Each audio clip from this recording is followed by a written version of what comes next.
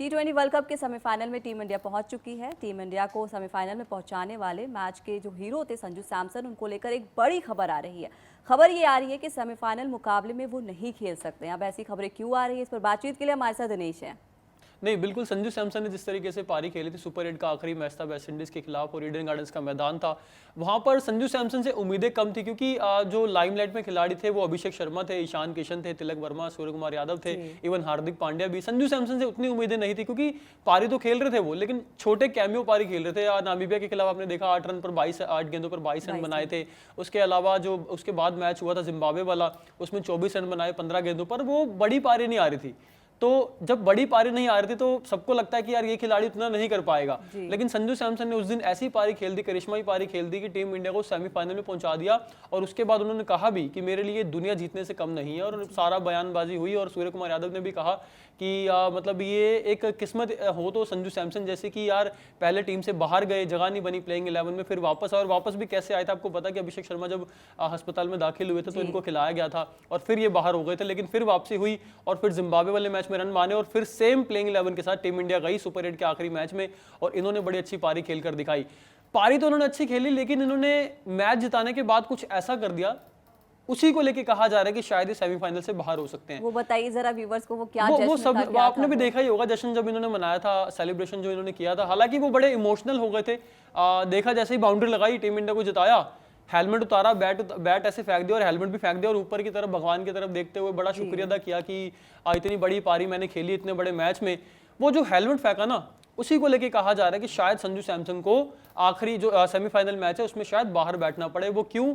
क्योंकि हेलमेट फेंकना जो है वो अनुशासनहीनता मानी जाती है, डिसिप्लिनरी एक्शन इस पे आईसीसी ले सकता है। आईसीसी कोड ऑफ कंडक्ट है, लेवल 1 का जो ये ब्रीच माना जाता है, जो आर्टिकल 2.2 आईसीसी का कहता है कि कोई भी खिलाड़ी मैच के दौरान कोई भी इक्विपमेंट हो, चाहे वो हेलमेट हो, ग्लव्स हो, बैट हो, कोई भी चीज, पैड हो, वो फेंक नहीं सकता ऐसे जिस तरीके से संजू सैमसन ने फेंका है। लेकिन यहाँ पर सवाल ये है कि क्या आईसीसी इसको गौर गंभीरता से लेगा, क्योंकि उन्होंने जश्न के दौरान, सेलिब्रेशन के दौरान फेंका, ना कि किसी खिलाड़ी को आंख दिखाते हुए या फिर किसी तरीके से दुर्व्यवहार किया किसी के साथ, ऐसा नहीं किया, गुस्से में नहीं किया, उन्होंने सेलिब्रेशन में किया, इमोशनल थे वो, इसलिए संजू सैमसन ने ऐसा किया। अब इस पर आईसीसी एक्शन लेता है नहीं लेता, ये तो देखो देखने वाली बात है, क्योंकि मैच में भी 2 दिन बाकी हैं। 5 तारीख को सेमीफाइनल होना और आज हम 3 तारीख आज बात कर रहे हैं। अब वो आईसीसी एक्शन लेगा नहीं लेगा। रंजन मदगुले जो थे मैच रेफरी थे इस मैच के जो थे, और मैच रेफरी ही फैसला लेता है कि प्लेयर के खिलाफ किस तरीके का एक्शन होना है। और आईसीसी का नियम कहता है ऐसी ब्रीचिंग करने पर कोड ऑफ कंडक्ट की 3 तरीके की आपके खिलाफ कार्रवाई हो सकती है।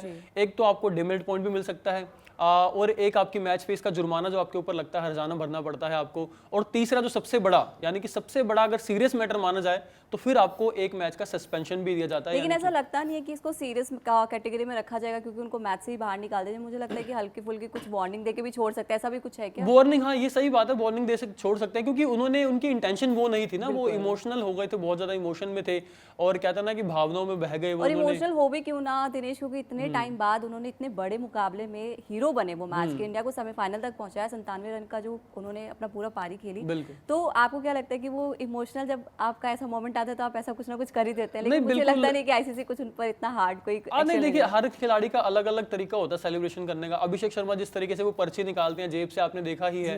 विराट कोहली का एक अलग तरीका था, वो अग्रेशन के साथ आपने देखा कई बार वो करते थे सेलिब्रेशन। रोहित का अलग तरीका है, हार्दिक का, ऐसे ही हर खिलाड़ी का अलग अलग तरीका। अब संजू सैमसन ने तरीका ये, उस दिन उनको लगा कि ऑन द स्पॉट हो सकता है, उन्होंने किया हो, पहले से ना सोचा हो, ऑन द स्पॉट किया हो, क्योंकि उनको देखिए ना मौके नहीं मिल रहे थे। मतलब किसी खिलाड़ी के साथ ऐसा हो कि आप T20 वर्ल्ड कप 2024 वाले में भी थे वो, लेकिन एक भी मैच नहीं खेल पाए थे, मौका नहीं मिला था वहां पे, वो ड्रेसिंग रूम डगआउट में बैठे रहे थे। 2026 T20 वर्ल्ड कप में चुने गए, यहाँ पे भी मौका नहीं मिला। फर्स्ट चॉइस विकेट कीपर चुने गए थे, लेकिन खिलाया नहीं गया। ईशान किशन की फॉर्म अच्छी थी, ईशान किशन को बतौर ओपनर बना दिया गया, इनको बाहर कर दिया गया। लेकिन जैसे ही अभिषेक शर्मा पता लगा कि तबियत खराब है उनकी, वो नहीं खेल पाएंगे, वो बाहर गए। नामीबिया वाला मैच इनको मिला और वहां से लगा हाँ संजू सैमसन का टच तो दिख रहा है, लेकिन वो लंबी पारी नहीं आ रही। गौतम गंभीर ने इसका मेंशन किया था इस बारे में कि वो लंबी पारी नहीं आ रही, लेकिन जो भी वो कर रहे हैं वो टीम के हित में कर रहे हैं और अच्छी चीज कर रहे हैं। और सूर्य कुमार यादव ने भी यही चीज कही थी कि संजू ने मुझसे एक दिन आके कहा था कि चलिए वो करते हैं जो टीम को, जिसको टीम को जिसकी दरकार है, ना कि हमें इंडिविजुअली छोड़ के हम टीम के लिए वो करें जिसकी टीम को नीड है।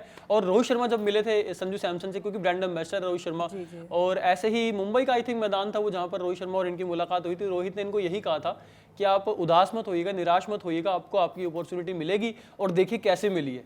मौका दस्तूर देखिए क्या था कि सुपर 8 का आखिरी मैच था वेस्ट इंडीज के खिलाफ, और वेस्ट इंडीज टीम ऐसी कि कभी भी किसी भी दिन किसी को भी हरा दे। अगर वो जरा सा भी उसमें इधर-उधर हो जाता तो सेमीफाइनल तो मतलब जाना भूल ही जाइए। क्योंकि देखिए ना हाई स्कोरिंग मैच था ना, 195 रन उन्होंने बना दिए थे, और एक प्रेशर होता है, कभी भी इंडिया ने 196 का टारगेट चेज ही नहीं किया, 174 का टारगेट चेज किया T20 वर्ल्ड कप की हिस्ट्री में, 2014 में हुआ था वो दक्षिण अफ्रीका के खिलाफ। तो यही सवाल था कि अभिषेक जब आउट हो गए, वहां पर सूर्य कुमार यादव भी आउट होकर चले गए, सूर्य कुमार यादव का स्ट्राइक रेट भी सही नहीं था, ईशान भी आउट हो गए थे, तो संजू ने भी यही कहा कि जब वो सामने से विकेट गिरते हुए देख रहे थे ना, तो वो भी थोड़ा सोच रहे थे कि नहीं अब मुझे लास्ट तक टिकना पड़ेगा, और उन्हें शुरुआत मिल चुकी थी। जिस खिलाड़ी को शुरुआत मिलती है तो उम्मीद यही की जाती है कि उसको तब्दील करे बड़ी पारी में।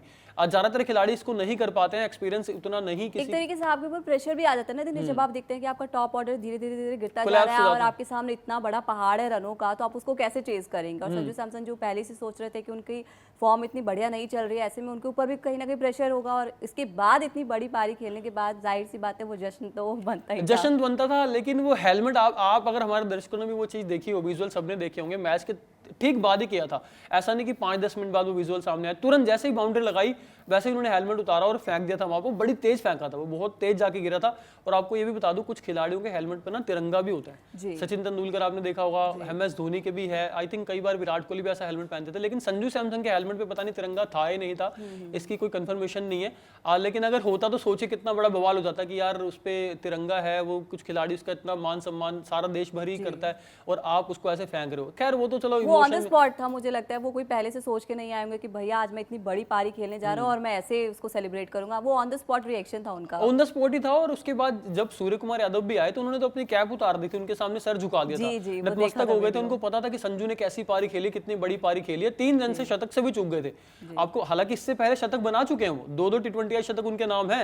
साउथ अफ्रीका जब गए थे, और वो भी बाहर की विदेशी धरती पर, आसान नहीं होता T20 क्रिकेट में, क्योंकि T20 क्रिकेट बहुत छोटा एक फॉर्मेट है, क्योंकि यहाँ पर आपको टाइम नहीं मिलता, आपको फ्रॉम द फर्स्ट बॉल आपको छक्के चौके लगाने पड़ते हैं, तब जाके आप 100 रन तक पहुंच पाते हैं। और ज्यादातर ओपनर्स यहाँ टॉप ऑर्डर के बल्लेबाजी ऐसा कर पाते हैं, नीचे के बल्लेबाजों को कम मौका मिलता है। और संजू सैमसन को क्या हुआ था ना, एक वक्त अभी पीछे ऐसा आ गया था कि इनको नीचे धकेल दिया गया था। एशिया कप में देखे संजू को जो नीचे खिलाया जा रहा था बतौर विकेट कीपर बल्लेबाज, लेकिन फिर जितेश शर्मा भी टीम में थे एशिया कप में, तो उनको भी कुछ 1-2 मैचेस में मौके दिए गए थे, संजू सैमसन को मौका नहीं मिला। यानी कि इनको कुल मिलाकर बात है कि लगातार रेगुलरली इसको मौके नहीं मिले, लेकिन जब मिला तो देखिए कितनी अच्छी पारी खेली। लेकिन एक विवाद इस T20 वर्ल्ड कप में अपने साथ जोड़ लिया है, ये जो हेलमेट फेंकने वाला, और इस पर ICC उनके खिलाफ एक्शन लेगा या नहीं लेगा ये तो देखने वाली बात है, क्योंकि ICC के मैच रेफरी के ऊपर निर्भर करता है। रंजन मदगुले जो वहाँ पे मैच रेफरी थे, वो इसको गौर से कितनी गंभीरता से लेते हैं, इस पर गौर करती भी ICC या नहीं करती, इसको एग्जाम्पशन के तौर पर देखा जाएगा कि उन्होंने इमोशन में ऐसा किया था। देखिए उम्मीद है कि ICC कोई एक्शन ना ले, क्योंकि वो ऑन द स्पॉट रिएक्शन था। जब आप इतनी बड़ी पारी खेलते हैं, टीम इंडिया को जब आप सेमीफाइनल में लेकर जा रहे हैं, तो जाहिर सी बात है आप जश्न तो मनाएंगे ही।